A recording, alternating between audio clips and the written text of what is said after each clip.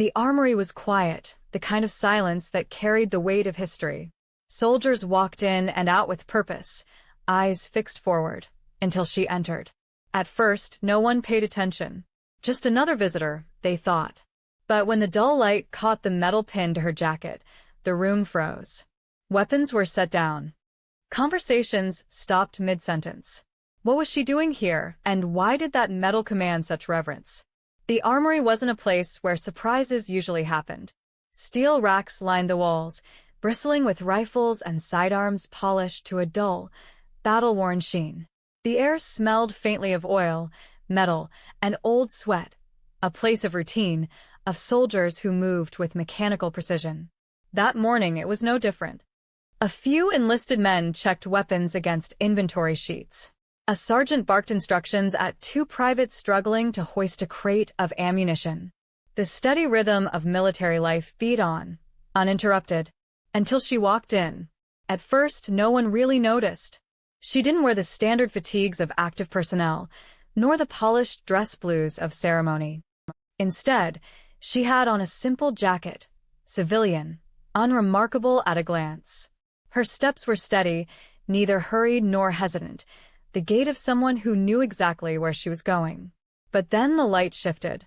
A shaft of morning sun slipped through the high windows and struck her chest. Something gleamed. Conversations faltered. A corporal dropped the rag he was using to clean a pistol.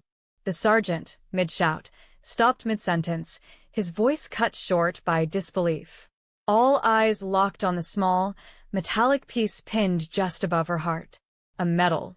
Not just any medal, the kind most soldiers would never even see outside of photographs or dusty museum displays. The air thickened as recognition rippled through the room. Veterans in the corner stiffened, younger recruits exchanged confused glances, and a murmur swept across the armory like a current. No way. That can't be real. One soldier stepped closer, squinting. His voice cracked when he spoke.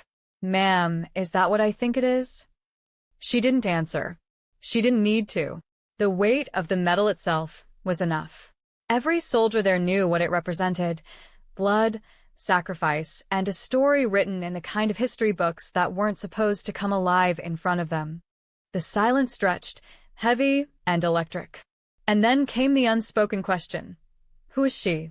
Why was she here in their armory, with that medal? It wasn't just a decoration. It was a statement, a revelation, and possibly a warning. The atmosphere had changed. The humdrum rhythm of the armory was gone. Something extraordinary was about to unfold. The silence of the armory seemed to press in closer, as if the walls themselves wanted to hear the answer. But instead of explaining, she let her eyes sweep across the room, steady, unwavering. And in that gaze, 1,000 memories flickered. The medal was not just an accessory. It was a history book compressed into metal. The kind that could never be bought, never simply awarded for being in the right place at the right time. It was earned in the rarest way, through deeds that blurred the line between survival and legend. Years ago, long before she stood in this quiet hall of weapons, the battlefield had been a different kind of armory. Smoke, mud, and fire. She was younger then, barely into her 20s, with no intention of becoming the name whispered among soldiers. She hadn't chased medals. She had only chased survival, hers and the survival of those around her. It had been a mission no one expected her to walk away from. An ambush deep in hostile terrain. A unit cut off, communication lines dead, reinforcements nowhere near. The world outside the military would never know the details. It was sealed in classified reports, buried in silence. But within the ranks, the story spread like wildfire. According to one version, she had pulled 3 wounded comrades out of the wreckage of an armored vehicle while rounds tore the ground around her.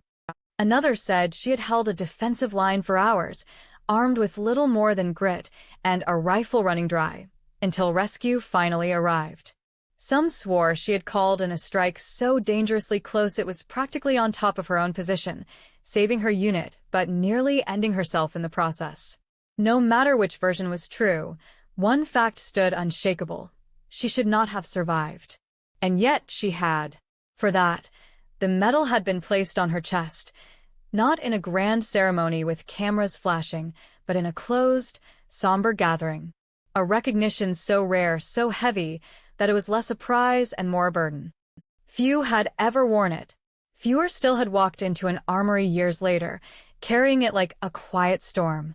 And the soldiers staring at her now, they knew. Maybe not the details, but they knew enough. Every one of them had studied the names attached to such honors in military history. Those names were usually carved in stone, not standing in flesh and blood before them. She shifted slightly, and the metal caught the light again, almost mocking the disbelief in their eyes. This wasn't just a decoration pinned to her jacket.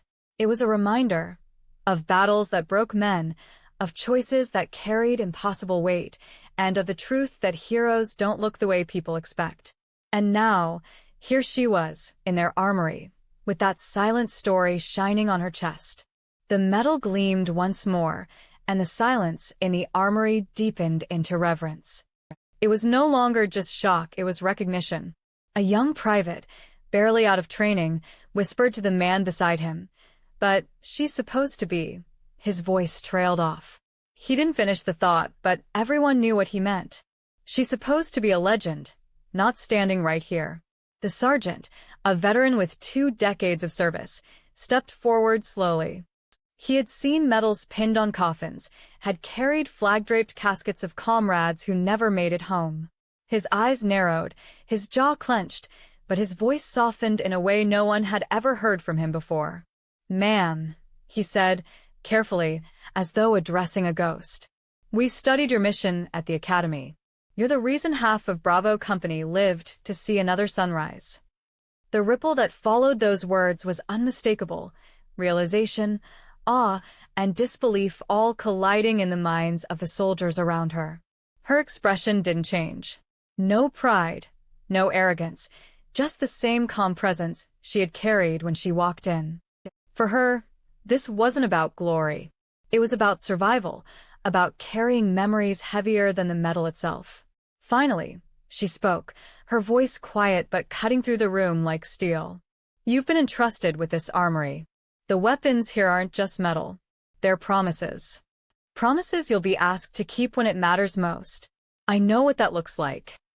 Her words landed harder than any command. Every soldier in the room straightened, instinctively aware they were in the presence not just of rank or authority, but of someone whose scars, seen and unseen, validated every syllable. Another soldier, emboldened, asked the question on everyone's mind. "But why here? Why now?" For the first time, she let a faint smile flicker. "Because the world has a short memory.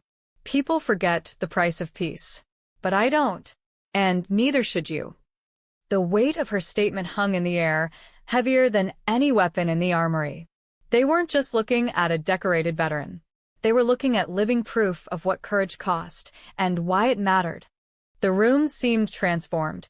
Where moments ago there had been routine, now there was reverence. Where there had been doubt, now there was resolve.